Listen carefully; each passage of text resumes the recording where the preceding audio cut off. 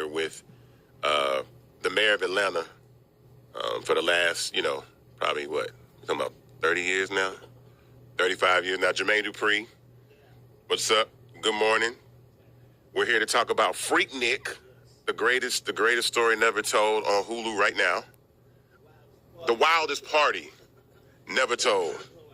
The wildest party never told. So I'm sitting in this chair because normally Noah that works at Fanbase would normally have this conversation, but he wasn't even born when Freaknik was going on. So he was like, Mr. Hayes, can you sit in? And I was like, well, I was there. So what makes this conversation unique for me is that I hadn't even thought about being in the music industry. So I was on the ground at Freaknik. So this picnic that started in the 80s that took the word freak from chic and put it into picnic turns into something that, I guess morphs into this cultural moment that can't be duplicated. All the things that are going on can't be duplicated. So when did you first learn about Freaknik? I think I learned about Freaknik in probably 91. Once I was 16. Yeah.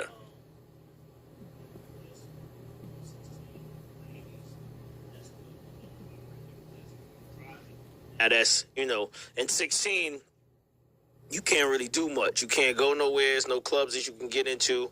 So all you could do is drive around. You could drive around and look out the windows and see what else is happening. And that's basically that's when I first was like, oh, this is Freaknik. Okay. Yeah. So I love the way this story evolves because at the time you produced Crisscross in 92. Yeah.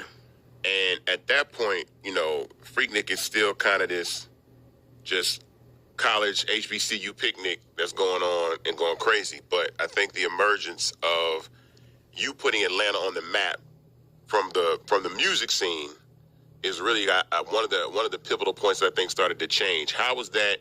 How do you feel like your effect with So Def had on Freaknik? Because I know the direct impact of what it did, but I want you to tell your perspective. I mean, well, it's funny because I didn't realize what was happening. You don't actually realize that you're growing with a city at the same time. You actually believe that the city was already here and everything was already built, and you don't actually believe that your music can impact the growth of the city. So while it was happening with Crisscross, I didn't actually pay attention to it. We didn't take advantage of it with Crisscross, but the next year after that, when I launched So Def, that's when I started paying attention to it. Like, oh, wait a minute, we got an event in Atlanta that's bigger than anything else that we talk about in our marketing meetings, and we got opportunity to promote our artists in front of 100,000 people. Like, we need to utilize this and put all our efforts into Freaknik. And that's basically what happened. The billboard went up, and everything was just like, when these people get here, they got to see So Def, whatever it is, a towel, a beach ball, water. We was the water boys. If it was stuck on Peachtree, my whole street team had water with the Afro Man on it. It was giving people water. We weren't selling it. We was just giving it out. And that's when, like I said, we learned that, I learned right there that this was a pivotal moment in Atlanta, as well as me making my label what I wanted my label to become. And right after that, John was like, I want to do a bass compilation. And when John decided to do the So Def Bass All Stars, that became the soundtrack for Freaknik, besides what you was hearing from Luke in Miami. The music that was coming out of Atlanta was basically Outkast starting and So Def Bass All Stars, because we went and got everybody that was already making music in the city besides Kilo and Raheem, but everybody else, Mr. College Park, Edward J is on the mixtape on the So Def Bass All Stars. Everybody that was underground bass music, they became So Def Bass All Stars. So whatever the underground bass music that was happening that lured Luke in, all of those guys became part of the So Def thing. So that's how So Def became synonymous with the streets of Atlanta. Yeah, I think there was no clickable links, no internet. Nothing. So this is an opportunity where 100,000 people are coming from all over the country converging Atlanta. Yeah. So they can take your music, go back home, and get the message out, because at the time Atlanta just really was starting to play hip hop. They really weren't playing hip hop on the radio like as a normal way to distribute music. So I think that's funny. And then I also want to bring up the fact that Luke came in and changed the Freak from the Chic to his Freak. Yeah, he changed it. Yeah. I mean, that's the crazy part about it. Is like everybody was on the internet that was like, because I remember one day I went on after we announced this, and I saw on Twitter somebody was they was having a whole forum talking about this Freaknik documentary and how it was going to set black people back 30 years or 40 years and all of this. And I actually started like eavesdropping in. And then, you can't eavesdrop on social media. They'll see you. So they saw me. They was like, Jermaine Dupri is in here. And the dude didn't back down. He kept saying, I don't understand why Jermaine would do this to black people, blah, blah, blah. And I actually had to get in there and tell him, like, listen, I'm from Atlanta. I'm not going to try to make Atlanta look bad in no kind of way. And I think that, people didn't have the information. Like, people don't know that the freak that's in Freaknik is from the Chic song. It don't have nothing to do with Luke. It don't have nothing to do with Magic City. It don't have nothing to do with anything that you guys think Freak is about. It's just a name that they took from a Chic record, and a lot of y'all probably don't even know who Chic is, and that's probably what the problem is, because y'all ain't probably hip to the song. But it's so much information and education in this documentary that I feel like everybody should just watch it with an open mind and say, oh, wow. Because, we just left somewhere doing an interview and somebody was saying, the girl was telling me she thought Freaknik started on Auburn Avenue. And it's like, it's so many, and these people are from Atlanta. Right. I had a call with Coach K the other day, and he had, he was saying, he was arguing with somebody, and they was like, Freaknik started in Decatur with the Greeks. And I'm like, man, listen. No. Freaknik started with these 5 people that's not even from Atlanta. Yeah, that's the crazy part. They were with DC, right? Yeah, they from DC. DC. The DC Metro Club. And even the information that they give about, they were the flyest club at the AU Center, right? Yeah. That is crazy. Because, they had all these other clubs. I'm sure these other clubs probably want to say something about that. Because homeboys say that in there, like, we was the club. We was the one that had all the parties. But still, even with that being said, it dives into a different story that I don't think people even knew existed. Yeah, I think the irony that today in Atlanta, where Music Midtown is held on the corner of 10th and Monroe, is exactly where Freaknik started. Yeah. That's where all the festivals are. That's where it's like the legacy of entertainment and culture and all that kind of stuff comes into play. I think what people don't understand, because again, I watched the documentary, it's a beautiful story, and it's very informative, because I think the emergence of this music, like the Miami-based music, the Atlanta-based music, the sexual liberation, the songs that started coming out, Daisy Dukes, what was it, 92, 93?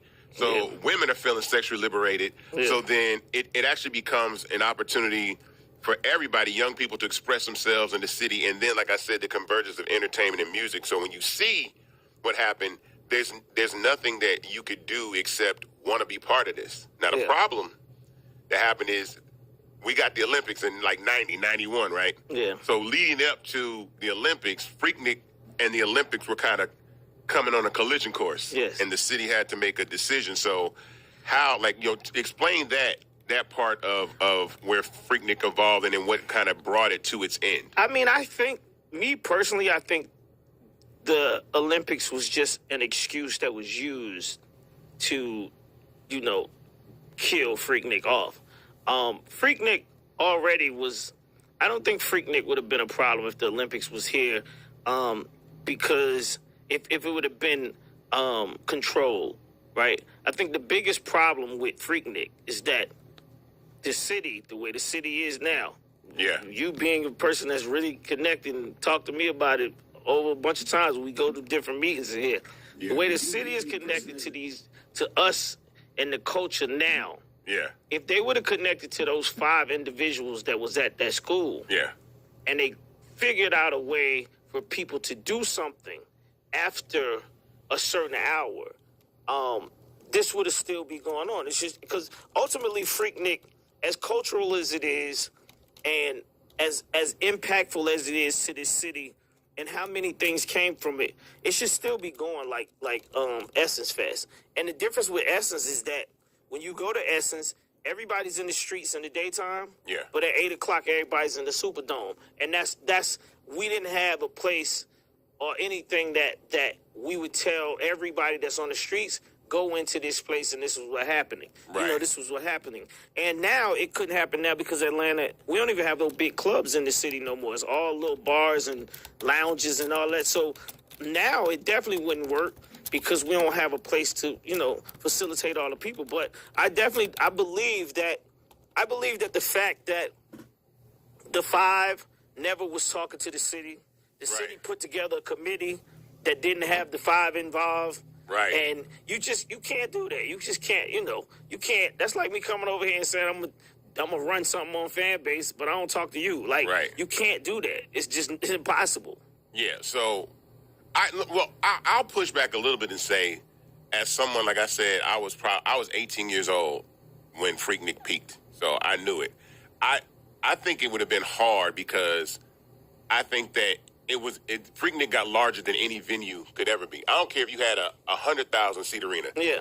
It was 500,000 people in the city. Yeah, it was. It literally like the city became the party. So I don't know if we would have been able to contain that in the way that Atlanta is built. Now, if they said, look, we're going to take over all the convention centers, we're going to take over we're going to give you the Phillips Arena, we're going to give you all that stuff, and you can have your parties there and turn it into a festival. I think there was an opportunity there, but I think they were so afraid about losing the opportunity that we had with the Olympics that it was something like, all right, we got to make an economic decision. 100%. I mean, when we discussed that in the doc too. We discussed the difference in the money that the Olympics was bringing to the city. So I mean, of course, that does play a big role in it. But like I said, I just think they found a way to get out. Like, we got the Olympics, so y'all got to go, right? If they didn't have the Olympics, they would have had to come up with a reason to get rid of Freaknik. Absolutely, and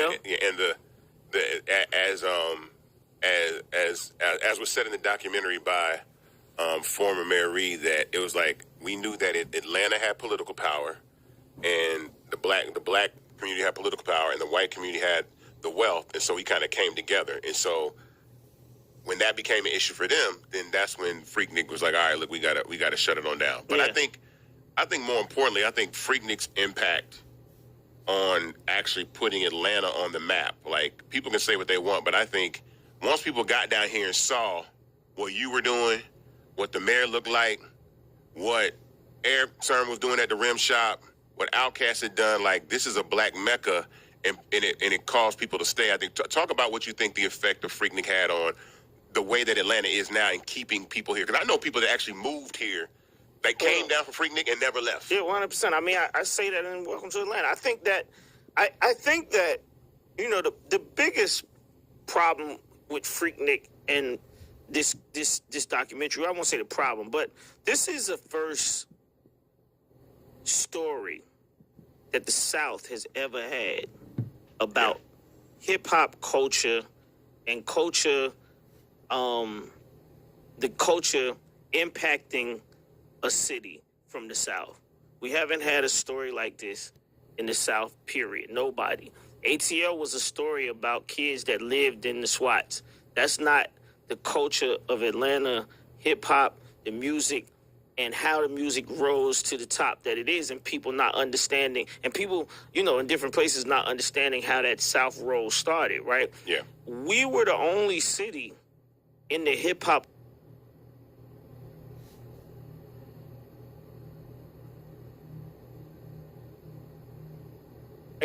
You went to New York, you had to listen to the radio, and you had to buy the music, and it wasn't like somebody was giving it to you and funneling it to you. You almost had to, find it to learn who was happening, what was going on.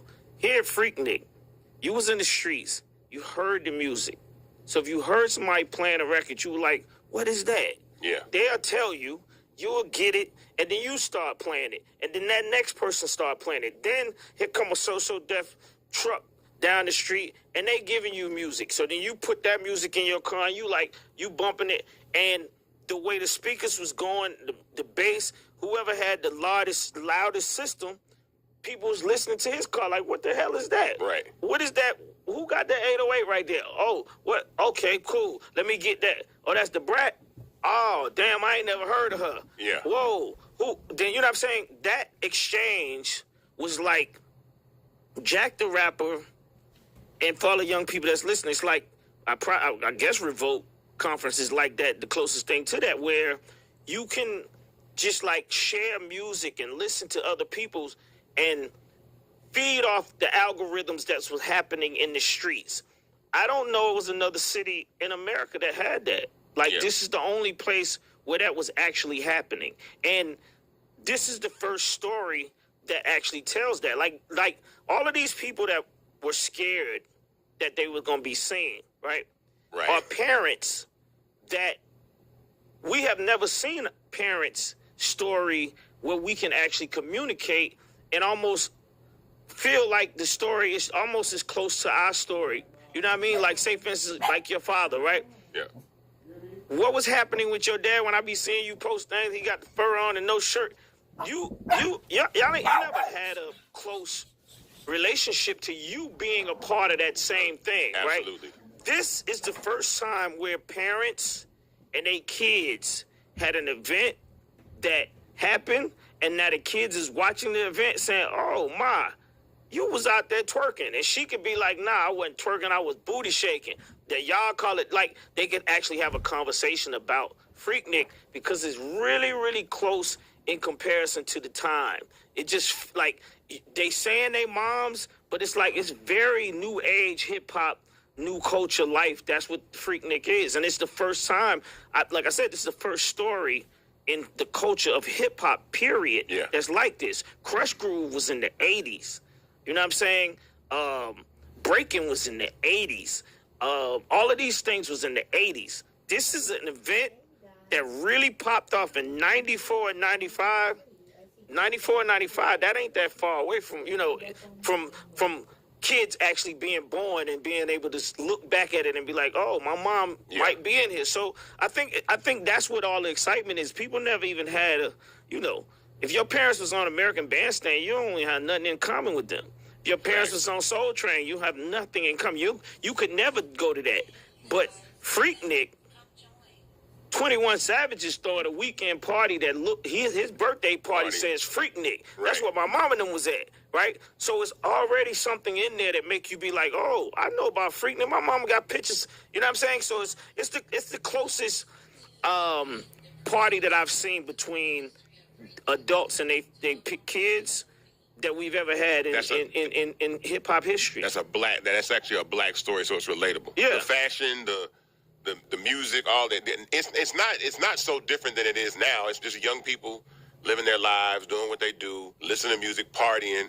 I think the people that were actually afraid of what the negative stigma was, the story was told beautifully. Shout out to P. Frank Williams for directing a beautiful documentary. Yeah, totally. And thank you guys. Like, I want to thank you for bringing this story because it's something that everybody should absolutely watch. Absolutely enjoy. It's on Hulu right now, so if you haven't had a chance to check it out, go check out Freaknik. The wildest party. Wildest party never told. And never told. So I want to say that because I was outside, and I might share a couple of my Freaknik photos today. By the way, that's another thing. That I'm outside thing that all the young kids are saying now. This was Freaknik. Yeah. Freaknik was outside. Yeah. You know what I mean? Quick story. I knew Freaknik was going to jump the shark from 93 to 94 because I remember I stayed out all night, like till the sun came up. And we walking down through downtown, sipping Heinekens. And I was like, oh, next year, this is going to be. But see, that's what I'm saying. Even that, what you're talking about, we don't even go into that in this documentary. But that in itself is still a piece of Atlanta that people don't understand. This is what I was talking about when I made Welcome to Atlanta, because Atlanta was like Vegas in 93, 94, 95, 96. Like, Atlanta stayed open. I would get up at 3 o'clock at night and go to 112 at 3 o'clock in the AM. Yeah. And go to 112 and come out at 6:30 in the morning. Yeah. Right? This was Atlanta. It was no police doing nothing. There were no roadblocks. It was a line outside of people trying to get into 112 to have a great time, and that's what this city was about. And I don't think people really understand that. It was never a black city in the rest of the United States that operated like that. Yeah. DC, they were saying DC was the black city. They never had Atlanta style. Yeah, they never had 24-hour Nah, never. music, dancing. Never. Yeah, food. So, yeah, well, our time is short, but I want to thank you for coming through. It's my first time being here. Nice office and all that. It's bright. Y'all get y'all fan base. If you listening to this right now and you ain't got your fan base account, get your fan base account. You know, because they gonna shut. Follow Jermaine Dupri on Fanbase. Listen, he ain't want to tell you. He just want to say it nice, but they gonna shut TikTok down, right? And then y'all gonna lose all y'all videos. So y'all might as well just go on and switch over real quick, and just so you can have it, just a safety net. Right. You know what I mean? Just a safety net. Just to be safe. but again, like, yeah, we're doing something different over here, and Freaknik is part of the reason that Fanbase it exists, because again, it showed that you can build anything from this city, like from politics to music to business to technology. So I see a lot of myself in this story, the ideas and the things that I think about in culture come from this. And so I thank you for being, the architect, the first one to really do it out of Atlanta for hip hop. Thank you. And we'll continue to build. But I shout out to everybody on Fanbase. Yes. This is Isaac Hayes III and Jermaine Dupri. Thank you guys for checking it out. Yeah.